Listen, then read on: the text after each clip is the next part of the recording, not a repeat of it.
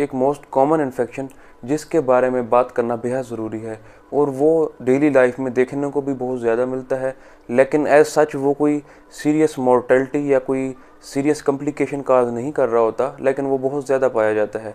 अगर हम world wide उसकी बात करें, जो इन्फेक्शन वर्ल्ड वाइड ज़्यादा पाया जाता है, तो उनमें से ये एक है, और इसका जो नंबर काउंट है वो 1.5 मिलियन तक पहुंच चुका है।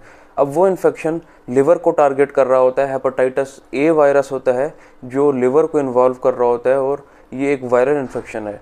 और अगर हम बात करें कि ये आखिर कैसे टारगेट कर रहा होता है, लिवर तक ये कैसे पहुंचता है, कौन से रूट्स हैं जिससे ये जिस्म के अंदर दाखिल हो रहा होता है, तो ये इन्फेक्शन एक इन्फेक्टेड पर्सन जिसको हेपेटाइटिस ए हो चुका है उसके ज़रिए से ये फैलता है दूसरे हेल्दी पर्सन में। और most common route faecal route है, वो पेशाब के रास्ते के ज़रिए से खारिज होता है और इन्वायरमेंट में स्प्रेड कर जाता है और एक हेल्दी पर्सन तक वो पहुंच जाता है। और जो हेल्दी पर्सन में पहुंचने का रास्ता है वो भी फीको ओरल रूट है, या वो खाने के ज़रिए उस पर्सन के अंदर दाखिल होता है, या पेशाब के रास्ते से वो जिस्म के अंदर दाखिल हो जाता है और एक पर्सन को जाके इन्फेक्ट कर देता है। और इसका जो इंक्यूबेशन पीरियड है वो 30 डेज़ तक का है, और इसकी इलामात देखने को मिलती हैं तो वो 2 से 3 हफ्ते में ही देखने को मिल जाती हैं। ऐसे पहलू हैं जिनकी वजह से ये वायरस बहुत कॉमनली स्प्रेड कर जाता है।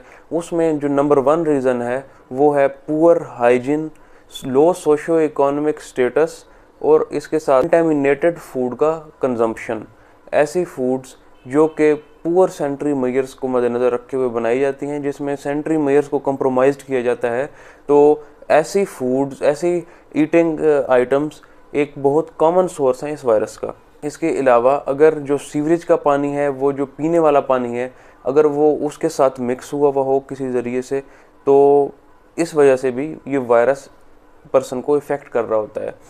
इसके इलामात की बात करें कि ये एक हेल्दी पर्सन को जब इन्फेक्ट कर जाता है तो इलामात कितने अरसे बाद देखने को मिलती हैं। अगर एज 2 साल तक का है बच्चा तो उसमें 85% ये चांसेस हैं कि कोई भी इलामात देखने को नहीं मिलेंगी। अगर एज 2 से 5 साल है तो इसमें चांसेस हैं कि 50% तक इलामात देखने को मिल सकती हैं।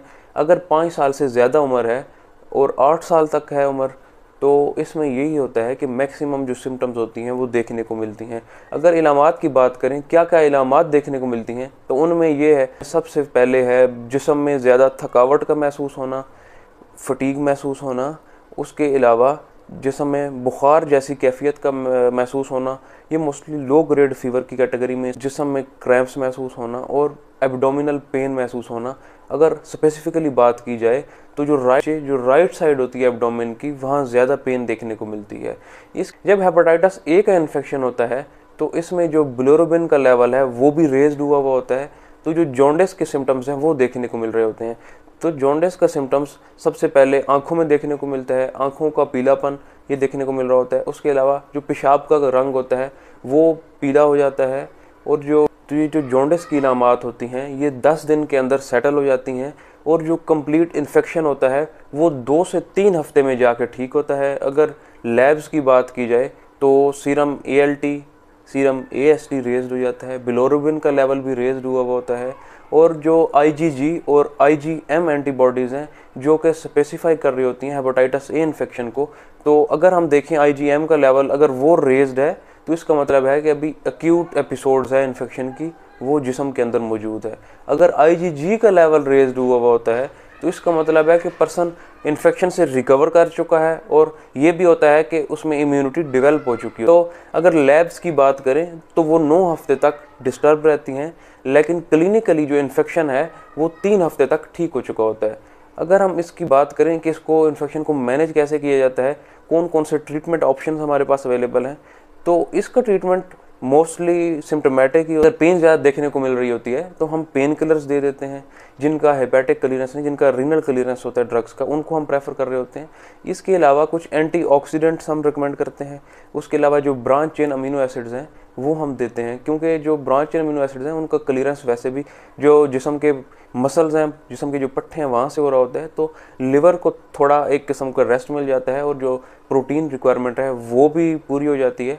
इसके साथ उनके अंदर कुछ ऐसे मेटाबोलाइट्स भी होते हैं जो कि लिवर को प्रिवेंट कर रहे होते हैं इन्फ्लेमेशन से, और जितने भी ये वायरल एपिसोड्स होते हैं वो लिवर को जो नुकसान पहुंचा रहे होते हैं उनसे भी ये प्रिवेंट कर रहे होते हैं। ऐसे जो एंटीऑक्सीडेंट सप्लीमेंट्स होते हैं वो